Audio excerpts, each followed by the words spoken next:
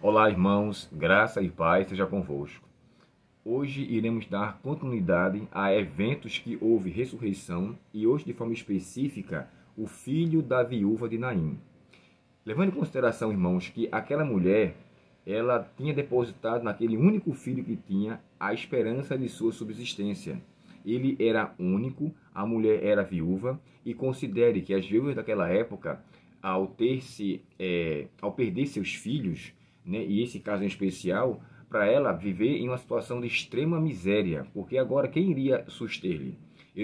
A Bíblia não relata, irmãos, a idade daquela senhora, a idade daquela mãe, mas com certeza era uma situação bem delicada. Uma vez que no capítulo 7 do livro de Lucas, fala que uma numerosa multidão acompanhava aquele cortejo fúnebre.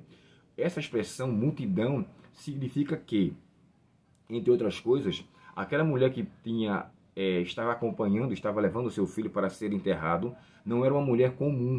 Aquele jovem que morreu também não era um jovem comum. Era com certeza uma pessoa muito benquista, uma pessoa muito bem, como é que eu posso dizer assim, de uma grande reputação, que causava, na verdade, admiração em todos que o conheciam. E essa multidão, irmãos, acompanhava, se compadecendo também daquela senhora e se compadecendo pela perda daquele jovem. O curioso aqui, irmãos, que Jesus, sabendo que uma pessoa morta não poderia ser tocada por um vivo, porque isso era de acordo com a lei do Antigo Testamento, tornaria imundo, mas a vida, quando toca na morte, causa diferença. O vivo não é contaminado pelo morto, mas o morto é afetado positivamente pela vida. E a gente vai ver o resultado disso daqui a pouco. O que me chama aqui mais uma vez a atenção é que diante daquela multidão, antes, Jesus tinha realizado muitas curas e as pessoas estavam acompanhando ele com toda a alegria, com toda a satisfação. Jesus agora olha para aquela cena e ao olhar para aquela cena, uma outra multidão agora está ali. E aquela multidão está enlutada, triste. Há um comentário, irmãos, de Ellen White, que ela chega a descrever que estavam naquele cortejo fúnebre, as pessoas estavam ali aos gritos, em desespero. Algumas vezes nós presenciamos, né, quando vamos a algum funeral e as pessoas estão ali, sabe, totalmente, não vou dizer desequilibrada, mas com a emoção muito abalado, emocionalmente triste demais. E muitos gritam, clamam. Eu fico imaginando aquela cena até então. Tente viver comigo aquele momento. A mulher, não só a sua mãe, mas todo aquele povo gritando e se lamentando. Jesus, quando olha aquela situação, a Bíblia fala que ele teve compaixão daquele povo, se compadeceu. Essa, irmãos, não é a primeira vez que isso acontece. Jesus sempre se compadece de situações. E olha que situação. Ele sendo responsável de todo o bem, ele sabendo que pode mudar todas as coisas, a gente poderia ser tentado a pensar a ele não se compadecer, não se entristecer. Era simplesmente chegar lá e resolver e estava tudo certo. Mas não. Jesus se compadece, irmãos, porque ele veste a nossa roupa, ele calça o nosso sapato, ele sente as nossas dores. Então eu quero dizer uma coisa para vocês aqui já de antemão. Eu não sei o que é que você está passando, mas Jesus sente a sua dor com você. Ele passa pelo que você está passando, ele sente o que você está sentindo e ele se compadece de você. Isso aconteceu também quando Jesus realizou as duas multiplicação dos pães. Ele se compadeceu do povo, tanto na primeira quanto na segunda. A Bíblia fala também que Jesus se compadeceu com o cego de Jericó. Os dois cegos, antes de Jesus realizar algo, a Bíblia fala que ele se compadeceu daqueles homens. Mais adiante, o leproso, quando chega, Senhor, se puderes, pode me tornar limpo. A Bíblia fala que Jesus olha para aquele homem e fala, se compadecendo dele, sim, eu quero ser limpo. Sempre, irmão, Jesus tem uma palavra de ânimo, uma palavra de conforto. E aqui nós encontramos a mesma coisa. Jesus chega para aquela viúva e fala assim, ó, mulher, não chores. Como assim não chorar? Parecia irônico essa frase. Você jamais teria coragem de chegar para alguém que está chorando por alguém que morreu e dizer assim, fulana, chore não. Chore não. Como não chorar? Como não sentir dor por uma situação dessa?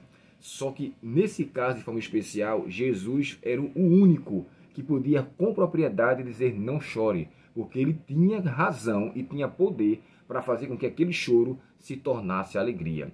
E ele poderia de fato fazer isso e na verdade o fez. Diante daquela situação tão desagradável, tão triste, tão lastimosa, tão angustiosa, Jesus chega ali, se compadece daquela mulher e fala, não chores. Sabe, irmãos, quando Jesus realiza essa maravilhosa ressurreição, todo o povo fica, sabe, espantado. A Bíblia fala no verso 17, fala assim, ó, esta notícia, perdão, o verso 16, todos ficaram possuídos de temor, glorificavam a Deus dizendo, grande profeta se levantou em nosso meio. Olha só, grande profeta. No Antigo Testamento, 2 profetas realizaram 2 ressurreições, Elias e Eliseu. Agora é um grande profeta, esse é bem diferente.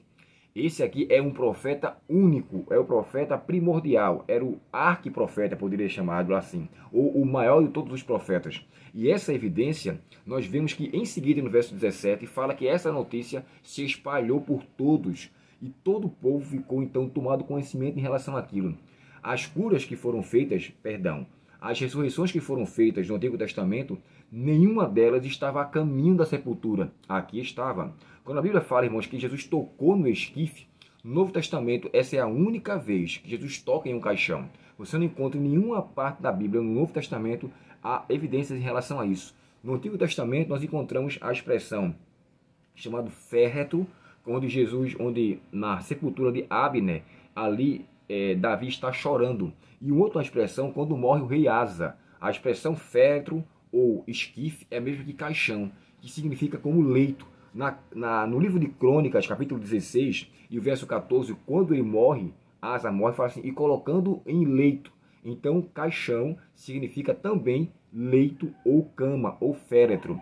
Por essa razão que nós falamos na semana retrasada, que o nome cemitério quer dizer lugar de dormitório, ou melhor, lugar de descanso, ou dormitório. Então, o lugar que se coloca o caixão é uma cama, é um lugar que se coloca para dormir. Olha que comparação interessante. Não seria isso uma evidência de que o lugar onde a pessoa vai quando morre é uma cama, é um lugar que vai dormir, o ambiente em si também é um dormitório, e quem vai nos acordar é Cristo?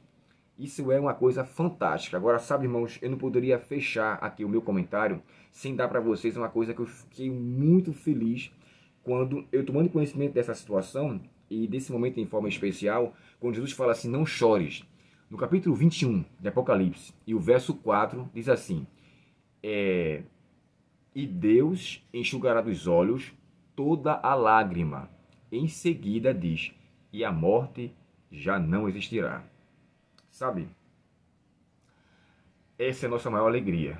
A morte deixará de existir. Deus é o único que pode enxugar de nossos olhos toda a lágrima. Eu quero ter o prazer, irmãos, do fundo do coração, de ver a minha mãe novamente, de ver o meu irmão novamente, de ver tantas pessoas que nós perdemos pela morte. Essa esperança, essa evidência que Jesus realizou aqui, essa situação me enche de esperança. Porque eu tenho a certeza que quando Cristo voltar, Ele vai enxugar dos meus olhos e dos seus olhos toda a lágrima. A morte já não existirá. Então essa é a primeira evidência por que Deus enxugará dos nossos olhos as lágrimas. Porque a morte Ele irá exterminar para sempre. O que aqui nós encontramos, lamento, choro, tristeza e angústia, nunca mais existirá. Aqui esse jovem ressuscitou para morrer novamente. Mas quando ele voltar, irmãos, a ressurreição será para nunca mais a morte existir.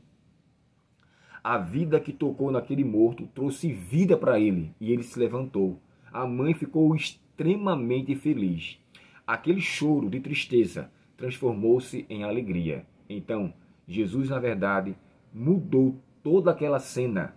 Ele vai mudar, irmãos, a minha cena e a sua cena. Ele vai mudar todo o contexto de nossa vida.